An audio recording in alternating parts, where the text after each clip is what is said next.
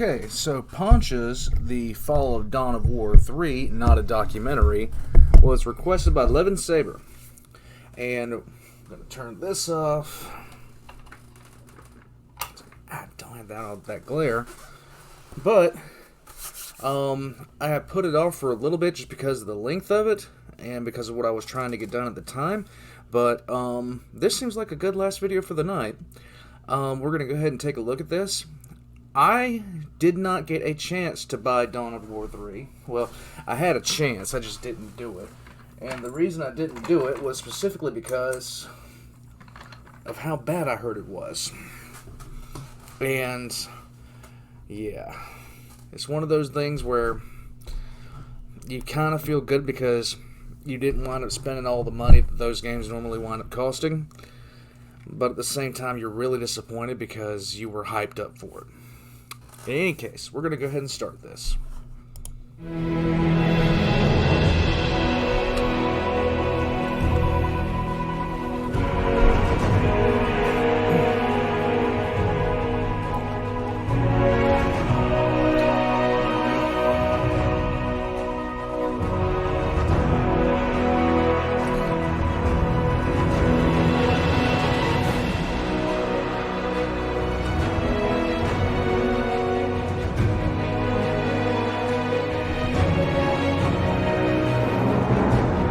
I've never seen anything by this person. Yeah.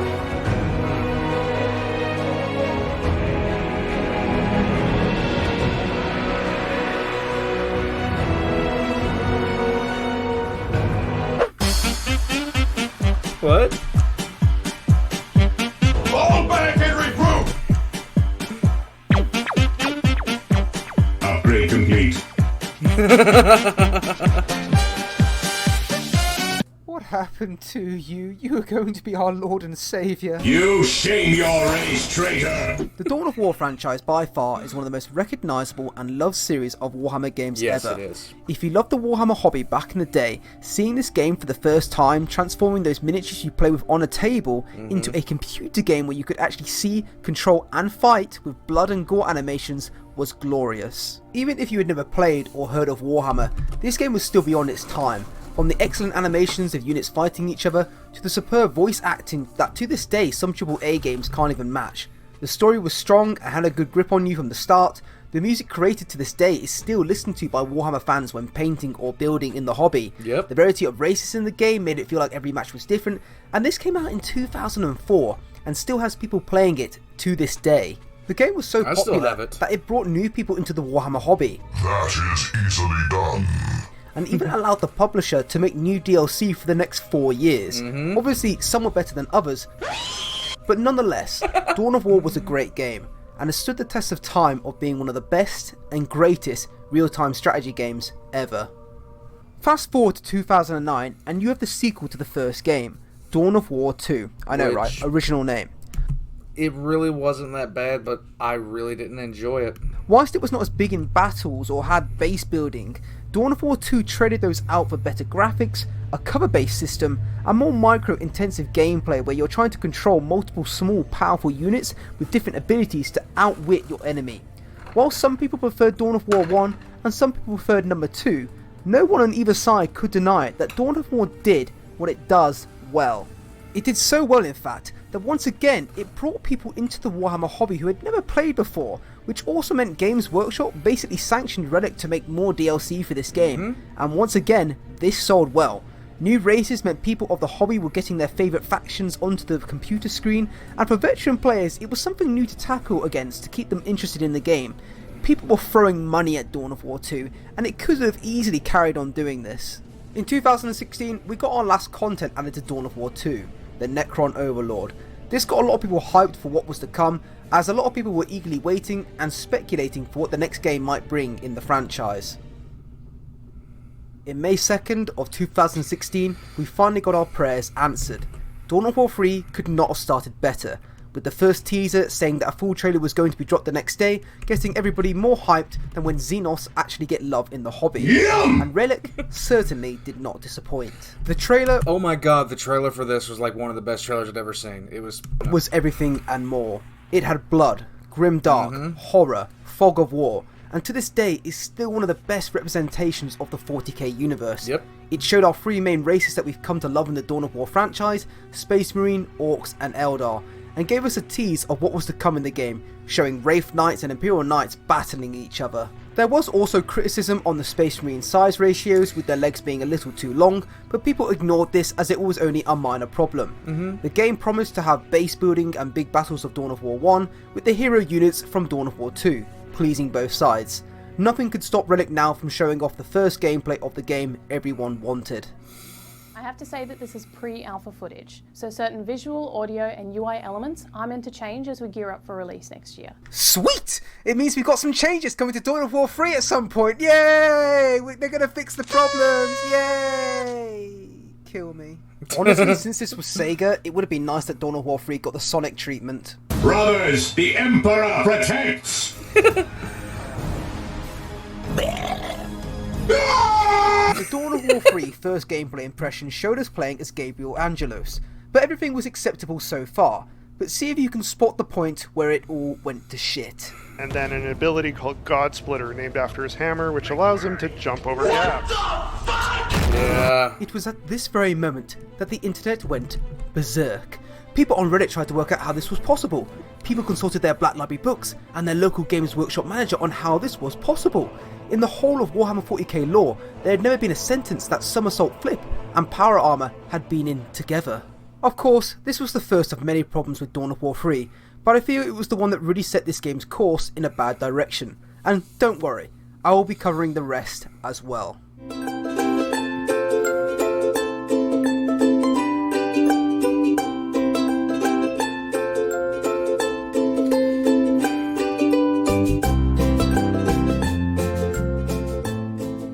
The advertisement for Dawn of War 3 was awful. Whoever was on the marketing team had good ideas, but terrible executions, which resulted in really cringy videos, 2 of which I'm going to react to now. Alright, let's go. Are you both gonna play without elites at the beginning of the game? I mean, probably. Yes. That is not a good idea. Yeah, that's not a good idea. My dread's going down, my dread's going down. Can you do anything? Dude, hold, I'm coming. I'm bringing my Wraith and I didn't know. Yeah, let's be honest, lads. There was no women playing this game. It's Warhammer. Oh, nice. You saved it. How the f*** did you do that? Oh, it's so painful to watch this, honestly. Oh my god. Oh, it's a double Eldritch Storm. Oh my god. You can see the red and the blue. Yeah, the red and the blue! I'm surprised I can see what the fuck's on the screen! Coordinated this well. Okay guys, let's go and smash their orc base. Dude, I think you're gonna lose your base. I know. By the way, this isn't me editing this. They are actually cutting between different maps but using audio as if they're playing on the same match. It's really confusing if you're watching this. I know, I need backup, They're controlling the entire map. Well, they're clearly not. Yeah, just hit the core, hit the core. I told you, man. GG. Yeah, told you, man, yeah. Yeah, told you we'd win this game. The next video I'm going to show you is even more cringy than the last, but 10 times more funnier. Hello and welcome to Dawn of War Weekly Powered, and I'm on a mission to learn more about Sega and Relic Entertainment's blockbuster expert. I need a man that knows his Wraith Lords from his Wraith Guard, and that man is Chris Thurston. Hello Simon, how are you? I'm hungry, Chris. I'm hungry for facts about Dawn of War 3. I'm hungry, Chris. I'm hungry for facts about Dawn of War 3. Maybe go get lunch? It reminded me of those fucking, like, I'm doing them right now where it's like that safe, friendly, blah, blah, blah, where you're just sitting there and absorbing information through, like, a PowerPoint presentation. That's what this felt like. I mean, it's so cringy. They like to cobble together scrap into crazy war machines. They're the ultimate horde army. Let's start with the humans. No, What's the they're deal with not. the Space Marines. Yeah, what is the deal with those Space Marines? The Space Marines are led by a Space Marine commander, Gabriel Angelos, a hero of the series who you can control on the battlefield. He's one of the Space Marine hero units. Really? Oh my god, I can't believe they actually had this in the script. I forgot this this next stuff. part is possibly the most funniest and cringeworthy bit of it entirely. Oh god. That's right. Dawn of War 3 gives you the big armies of the first game and mixes in these Dawn of War 2 style hero units. There are a bunch for each army, and you pick 3 before a battle starts. What can they do that your normal guys can't? What can they do that your normal guys can't? It's honestly like somebody was holding up a piece of paper in front of him, like pointing to it, like, read this. It's just so funny. Will throw up a shield that reflects gunfire. He's a close combat specialist, but if you wanted to take a different tactical approach, you could pick a ranged support specialist like Jonah, the chapter librarian. What's he gonna do? Loan them a book? I forgot that line. No, but he can trap enemies in a psychic cage. Librarians are very different in Warhammer 40,000. That's crazy. That's crazy. You can really hear the shock in his voice, can't you? That's crazy. If you like that, check out this elite. A big stompy death robot. That's more like it. Let's give him the benefit of the doubt, alright? He may not know the lore, okay? That's probably what I'm going to do here. I like what I'm seeing, but I can't help but notice the lack of enormous robots. Remember the Wraithblades we saw earlier? The deadly haunted bone dudes. Here's their big brother. Now that's what I'm talking about. Can you seriously imagine someone writing this? Can you so... Okay, I'm done. Yeah, the animations are crazy in this game. I mean, it's like at the level of like a third-person action game where it's like real detailed just from that isometric RTS view that we're used to. A lot going on. There's just complete chaos almost, right? Yeah, exactly my thoughts as well, Angry Joe. No. But it's war. It's supposed to be, you know, a little hectic in there, so I can't wait to get my hands on it. Well, we're still waiting on that fucking review, so I hope you get it out soon. As I said, the marketing team had good intentions. They even invited some YouTubers out to their HQ, but the choice of YouTubers, however, was not great in my opinion. The Yodcast guy, Jizz, I don't even know his name, has one Warhammer video on his channel, and it's a Dawn of War 3 one. I bet he didn't even play the game when it came out. Truly a horrible pick. The other two, Luton and Captain Shack, actually make regular Warhammer content, so it's fair having them, but obviously they played it safe and did not ask questions about things that people wanted to know. Which I can understand because you want to be nice and get invited back again. I loved it to bits. I was kind of curious where it was going to land in between 1 and 2. I mean, I'd seen things and I'd read about things, but to get hands-on time, I'm really glad with the direction it's gone in. It's really fun experience. Well, interesting perspective. It seems many people did not share the same. Relic, next time you advertise for Dawn of War 4, invite YouTubers out who first of all actually play your game post-launch and care about it also. Stop with the cringy videos, it just pisses off Warhammer fans, and lastly, be more open with your community when launching. When searching... You see, that's the thing, like, when they started putting out the promotional materials, they were talking to people that didn't even... They weren't even speaking the lingo. And that bothered me more than anything, because I'm sitting there like, alright, you know, don't bother telling me about the big giant robot thing. Tell me about the fucking Dreadnought. Tell me about the Imperial Knights. Let's go. Tell me about anything other than what I'm seeing and hearing, you know, and just, it was just a clusterfuck. But whatever. For these videos, the amount of people commenting saying that you guys weren't answering questions, you know, is absolutely terrible, and just ignoring it instead of addressing it is just going to make things worse. And the bad thing about it is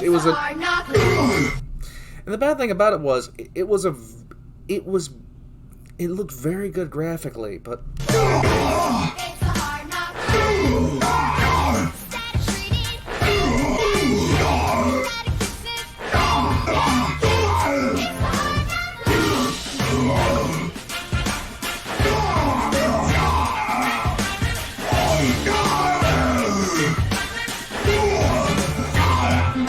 I don't know why this one made me laugh so much. This guy's the MVP, man. He predicted this shit.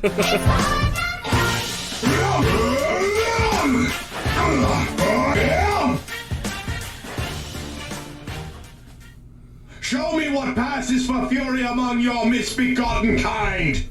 Voice acting for Dawn of War 3 had its fair share of hate. This was mostly because of Paul Dobson not being in it, and I can't blame people. His voice was truly amazing for the role.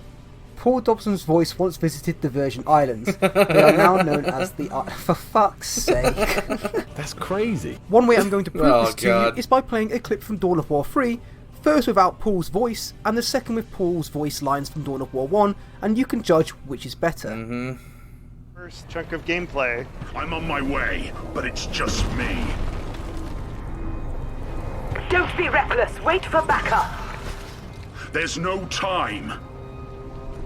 They'll kill you. They can try. Here in this demo.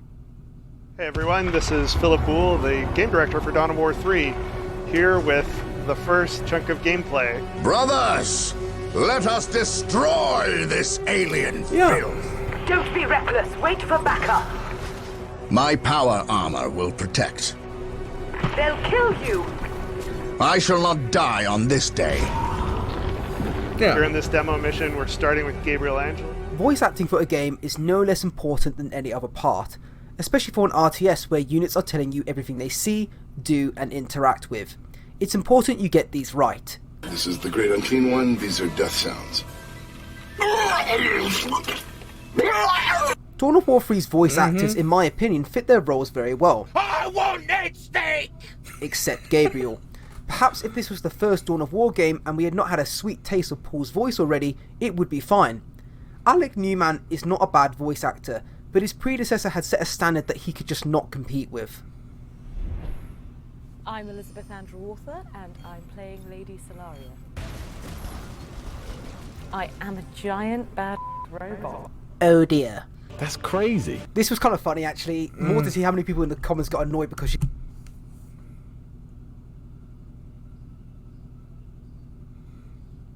You called it a robot and not a mech suit. It was just so stupid, people getting triggered about this. I am a Stegosaurus!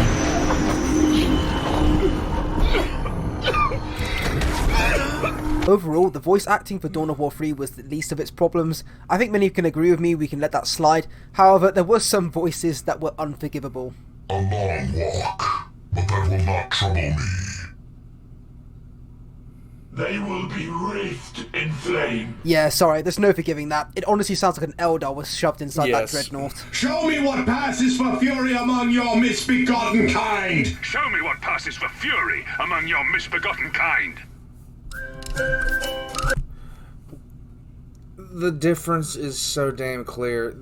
That quote is my favorite fucking quote of all time in any Warhammer anything. Show me what passes for fury amongst your begotten kind. I fucking love that line, and they like how do you say that line that passively?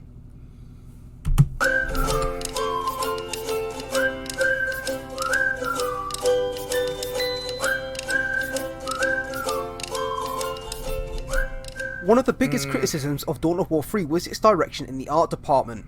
Many people said the people who made the trailer knew more about Warhammer 40k than the guys making the game. Quite harsh, but no one can deny that the gameplay of Dawn of War 3 looks nothing like the grim dark trailer. But with that being said, I don't think the entire art focus of Dawn of War 3 was wrong.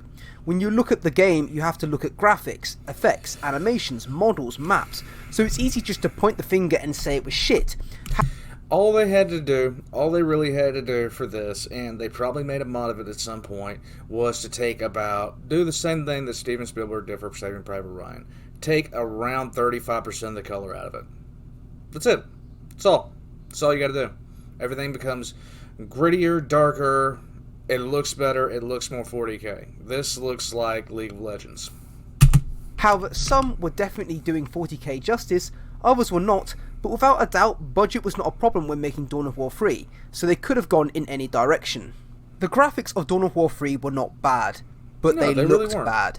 If you're looking at poly count and detail on assets, they were definitely high, and when it comes to RTSs, they were far greater than previous Dawn of War games and many other RTS games. On max settings, you can see the detail on individual models, and it did require a good PC to run on those settings, so why did it look so bad? Well, for starters, the saturation was far too high. Basically what I said.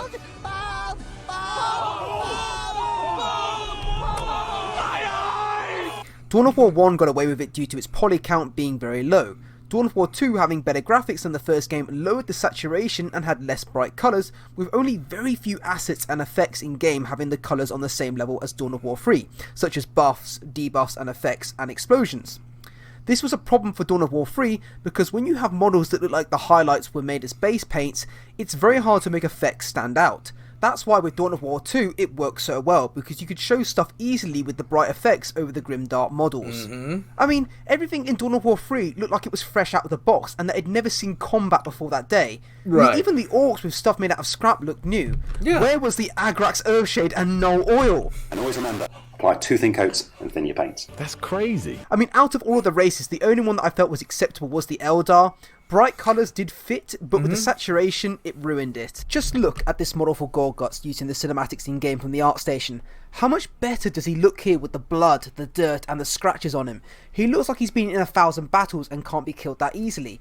I mean, same with the Death Dread. Look how much better this looks when it's not a glowing disco ball. Exactly. I feel so sorry for the artist that did so much work, but with all the flashing lights of effects, you don't see how good they looked.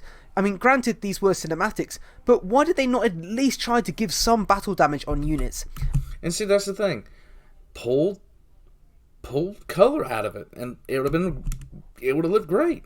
There are so many pictures I've seen of what Dawn of War 3 assets could have looked like, but I will leave a link to the Dawn of War 3 art station, as some of those pictures there are really worth checking out. Look at this picture of Dawn of War 2. You see the grim dark colours and the effects standing out with brighter colours to indicate things to the player.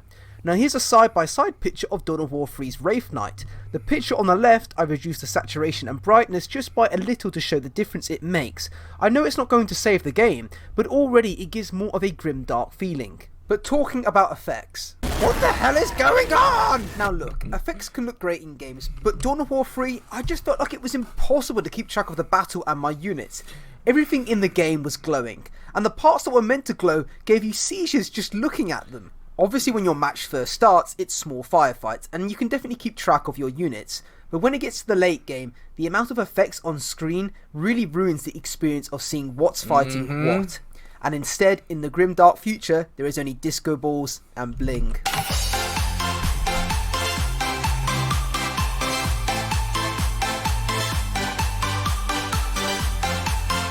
I'm so glad I didn't buy this.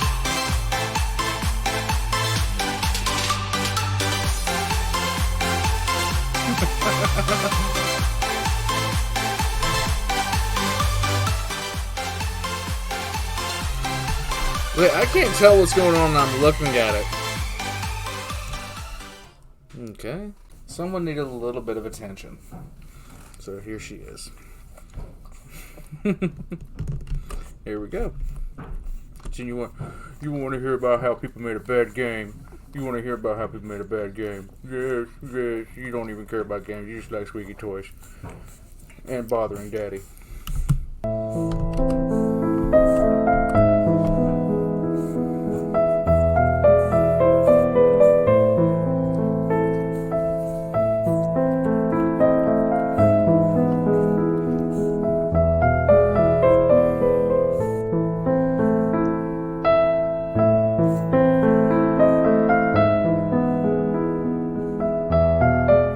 My sweet Gorguts, look what they did to you. Don't worry, my child. They can no longer hurt you. You're in a better place. To be fair, they got a lot of the models right. I understand why Gorguts was made the way he was. Obviously they did this for ability reasons, being able to swing his claws, since in early concept art we could see that he had different weapons that did the same ability. But there were some design choices with the models in the game that I hated. Why, when you upgrade a tactical marine squad, does everyone get a plasma gun? There was something so cool in Dawn of War 1 and 2 that only one person got the upgrade. Right. I mean, that's one of the things I liked about the Death Watch in Dawn of War 3, was that only one guy got the rocket launcher or flamethrower. One theory I have for this game, why the Space Marine legs were longer and obviously all guys in the Tactical Marine Squad got the upgrade, is because I bet someone at Games Workshop told them to do this. The size ratio of the Space Marines in-game look far more like Primaris Space Marine. Yep. And with all of them having plasma guns, it makes them far more look like a Hellblaster squad. It's almost as if Games Workshop were betting that this game would one day be a huge success, so they could one day change the model's helmet in-game to look more like a Primaris. Combine this with the fact that it was only 1 month after Dawn of War 3's release that 8th edition got released, showing off all the Primaris Space Marines, it seems intentional. Once again, the models did not look bad, but honestly, what made the models look worse were the abilities added to them, like Gorguts' grappling hook fucking, swinging halfway across the map like a monkey. Blitzcrank.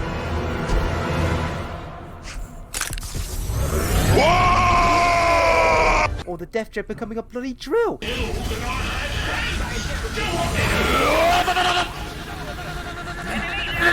That's actually pretty funny. It's I just can't so lie. weird.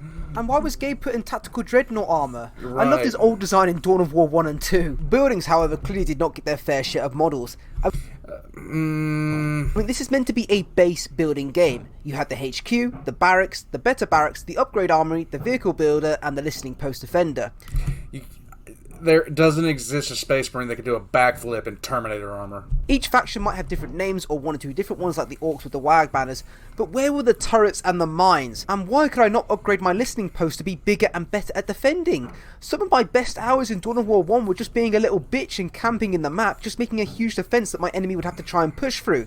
Even Dawn of War 2 with no base building let you build more defenses than this game. And yes, I know turrets were added in an update, and technically speaking, you already had a turret with the one that you had to kill to attack the base. But don't worry, I'll be getting onto you very fucking soon.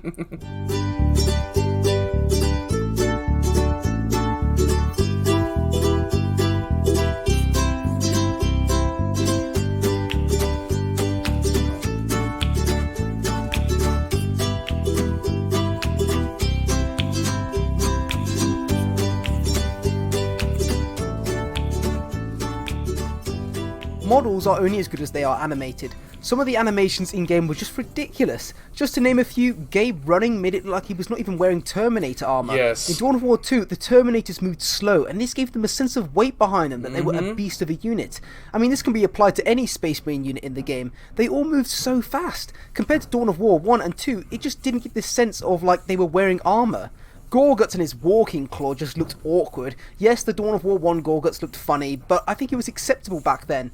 It just looks goofy now. I mean, I understand they were trying to make stuff look orky, but instead they just made it look handicapped. But I can let that slide. What I can't is sync kills.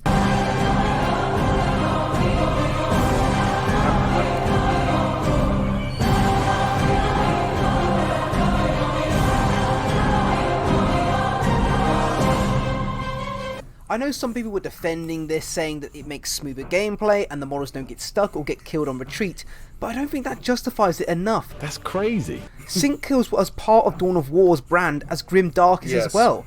You take the Dawn of War name off this game and fine, it's a great game, but Relic knew sync kills were part of their most valued traits in the Dawn of War franchise, so removing it just didn't sit right with many people. It also showed their passion for the game. The fact that Tau had melee animations in Dawn of War 1 speaks volumes of how much they cared. The best way I feel I can put this into perspective is imagine Total War Warhammer 3 or Space Marine 2 coming out with no sync kills, and then they said it was because it made the game flow better. Right. It would be truly upsetting, and that's how people felt when Dawn of War 3 came out.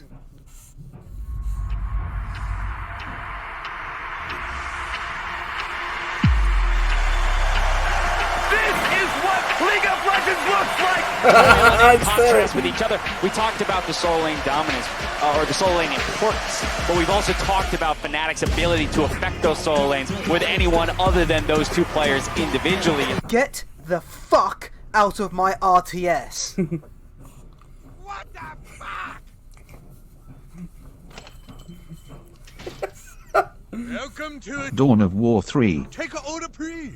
What's the big idea putting your Dawn of War 3. next to my shitty Dawn of War. I'm sorry, I do not understand your accent. You want to Dawn of War 3. No, I don't want shitty. Dawn of War 3. I want you to go find another shitty town, open your Dawn of War 3.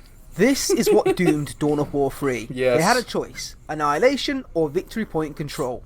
Instead they thought, hey, how can we get more money? Oh, I know, let's try to get the RTS fans and the MOBA fans. If we give the RTS fans their big armies and base building, but combine that with the lanes and defense towers of MOBA fans, we will get both. Wrong, you get none. If the reason for having the shield generator, sentry and power cores is to stop rushes, then just have them in the base. When you set up lanes and create areas people have to go fight, then you don't allow for rush builds, flanking, base building in other spots. Now, I will say, we live in a day where remakes, remasters and copycat games are remade every year, like Battle Royale and first-person shooters. No one tries anything new, so I have to openly acknowledge that Reddit tried to do something different, which is very rare these days in the game industry. And if this was the 8th Dawn of War game, then taking it in a new MOBA direction might be acceptable. But this was only the 3rd installment of your IP. Right. You still had many other areas to explore with content before needing to create new core mechanics. You should have expanded in the third game on areas people wanted more of, instead of focusing your resources on creating an unwanted game mode. Right. The best parts of Dawn of War was having a second base to fall back on. The way Dawn of War 3 was designed, you might as well just had one building that did everything. Setting up defences was the whole part of Dawn of War 1's base building. Yes! And launching with one game mode. Are you mad? How many times in Dawn of War and Dawn of War Black Crusade did you literally just spend another 10 to 15 minutes on the map building up defenses for the next army that would attack that area? Just saying. Dawn of War 1 launched with more, and that was in 2004. I mean, come on, you could have at least made every shield gen and sentry gun to match the faction you're playing as, or made the map far bigger. But of course, you could not build headquarters till the Annihilation update, so there was no point. At least when you launched the game, you should have had 2 game modes. Even if your MOBA game mode was really successful, Dawn of War 1 showed you that people love Annihilation mode, so why wasn't it there from the start? Or what about Last Stand, one of your most successful game modes in the whole of Dawn of War? I mean, you had so many elites to choose from in Dawn of War 3 that you could have had as playable characters. And this is one of the game modes where using all of the units from an army fighting one character with all the explosions and flashing lights would have actually fitted quite well. That's crazy. There's just so many missed opportunities with Dawn of War 3 that really makes it a disappointment. Fiery skies shall light the way, and blood shall spill over the wandering world. The spear of Cain shall call the wayfarers, and the Storm Prince shall unite them. Their victory shall shake the heavens.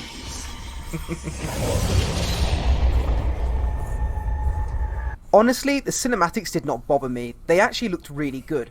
What I hated though was it teasing you the entire time with a more grim, dark looking game. Yes. And I was like, where's this game? I want to play that, not this. The campaign is broken into 2 parts, the story and the mission. The biggest problem with it is they tried to go way too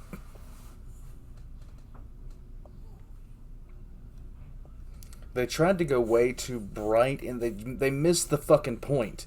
They missed the point of Warhammer 40k. And I was actually thinking about that a little bit ago. I want to make a lore video just based off the mindset of 40k for new people coming into the hobby. Because this is definitely the biggest problem with it. It's too bright. It's too cheerfully fucking bright. And that's this problem. The basis of the story is that there's a weapon known as the Spear of Cain on this planet. The 3 races try to get to the spear, and it results in them releasing a demon. They have to team up to kill it. Obviously, there's more detail, but the story itself is not bad. It's just not amazing. However, one problem I did have was the sort of Avengers team up at the end with the 3 races, you know, with Eldar, Space Marine and Orcs working together. It just felt so odd. I mean, I know this happens in the lore, but it's so rare. And Gorguts, the biggest of all Orcs, working with other races, just did not sit right with me. But our concern is the demon. He is here, and we must destroy him. Are we? You mean us, as a team? The Wayfarers must unite. Sod off! What would have been a great twist is that after the demon was killed, then suddenly a whole Necron army is awakened beneath the surface of the planet, which turns out to be a tomb world, and you play as the Necrons attacking all 3 of the other races. The missions for Dawn of War 3 is what ruined the campaign for me. I mean, I could go into more detail into each one, but I'm not. The main problems, first of all, was base building being used so little. I felt like I was barely building bases when playing. Once again, it might have well as just been a Dawn of War 2 style base where it did everything. But the last mission really gritted my teeth for 2 reasons. First of all, you gave us 3 characters to play as. This is an RTS. I don't want to fight a demon with 3 heroes. Right. I want to attack a demon with the might of the Astartes, with Predators, Knights and Space Marines. Right. Not this trio of characters. And the thing that really put this into perspective for me was the demon. It's a beautiful model, probably the most grim dark thing in the entire game, and it was just left to rot in a mission forever. This is why it's so crucial to have a 4th race as the final boss, so you're not wasting amazing assets like this. and all the fucking teasers of the Necron environments was such a piss take. You might as well have just made it any fucking environment. I do know I'm ranting at this point, and I feel bad for doing it, but going back and playing Dawn of War 3 really made me think of what this game could have been.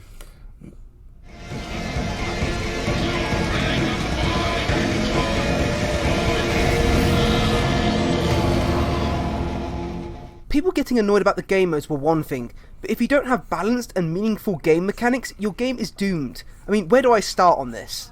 How about the elites? You say these are Dawn of War 2 heroes we wanted. No, these are broken MOBA heroes you can't kill. Right. Unless you take all 3 of your elites for the early game, you were going to lose. Your opponent would just have a more powerful army than you and snowball you to death. And it would take far too long to get the better elites out, so you would have to take the cheaper ones to stay in the game.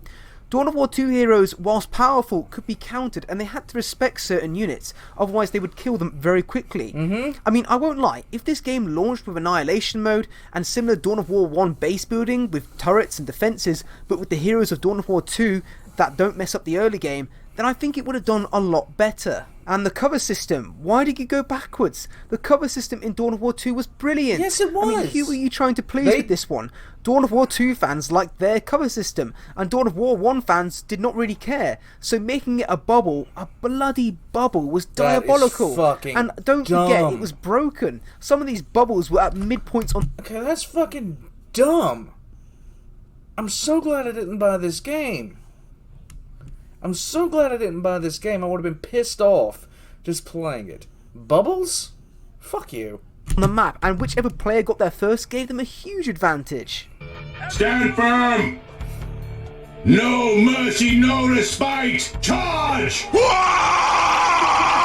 The game modes and game mechanics are where Dawn of War 3 screwed up the most, because all the other things I've mentioned in this video, be that art, sound, effects, models, advertisement, even sync kills, you can still play the game of Dawn of War, as long as they don't change the core of the game of being an RTS science fiction game.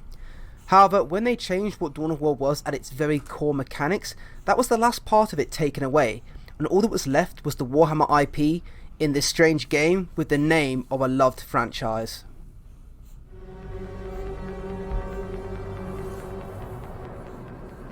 But, unbeknownst to them, others had become aware of their exploits.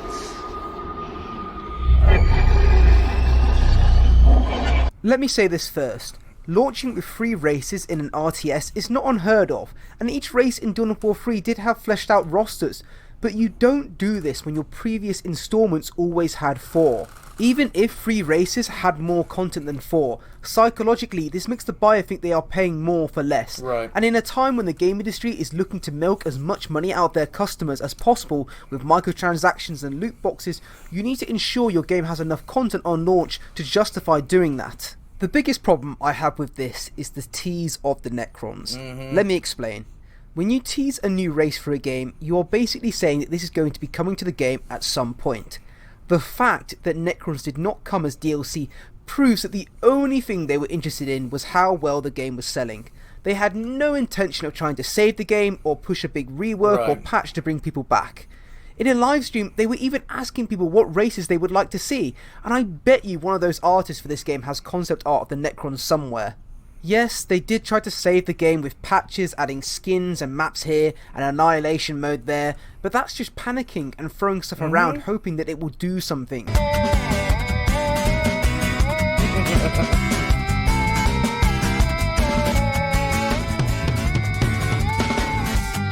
They should have instead been mature about the situation and said, we understand some people are upset with the current state of the game. We are going to focus our resources on the next few months on a rework, including a new race, annihilation and victory point mode, and a reworked elite mechanics. If after that, then the community still gave you shit, then fine, we're not the ones who deserve it. But we've seen that gamers respect developers and publishers who put money into their games to salvage the situation, like No Man's Sky and Sea of Thieves. This brings me on to one of the reasons why I made this video in the first place. Did we kill Dawn of War 3? One side you can easily say, well, no players, no new content. Fair enough.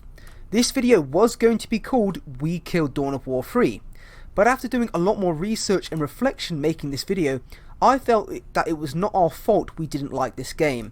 because there was very little we liked about it that was similar to previous versions. I will admit, as much as I disliked Dawn of War 3, I wished I had supported it more. Regardless of Dawn of War 3's faults, it was a Warhammer 40k game. Yeah. And those come so rare these days. And I would have liked to have seen what Dawn of War 3 would have been like if we gave it a chance, and seen what Necrons and Tyranids and Tau added with reworks and changes would have been like. But Sega were the ones who pulled the plug. If they're not going to give it a chance, then how can we? But this brings me on to the main reason I made this 30-minute long video. Dawn of War 3 has good attributes as well. I know I have not gone into full detail about what they were. Some missions were better than others. The fleshed out rosters of armies, super heavy units, the music, the hard work put in by animators, 3D modelers, voice actors, sound designers, etc. There are many more things I could have talked about, but I want Reddit to remember these things. As the reason I made this video is because I felt like it had to be made, because there is a video I have been wanting to make since Dawn of War 3 failed. And now, after completing this, I feel I can finally move on to making it. We'll never see one.